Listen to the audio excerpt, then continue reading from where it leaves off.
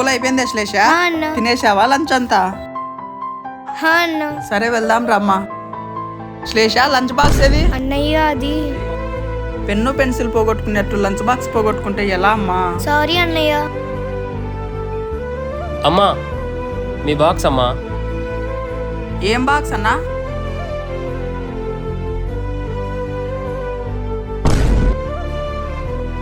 Uncle ఏమైంది uncle?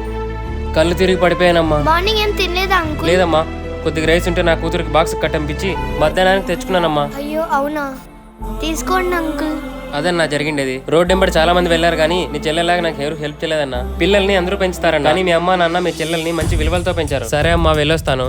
మరి నాకెందుకు చెప్పలేమ్మా? మన అమ్మ నాన్న మనకి ఎప్పుడు చెప్పేవారు కదన్నా, మనకు ఎవరైనా హెల్ప్ చేస్తే గుర్తు పెట్టుకోవాలి, కానీ మనం చేసిన హెల్ప్ ఎవరితోనూ చెప్పుకోవాల్సిన అవసరం లేదు కదన్నా. తిన్నావా నాన్న? లేదన్నా. అయ్యో వెళ్దాం రమ్మా. ప్లీజ్ సబ్స్క్రైబ్ చేయండి.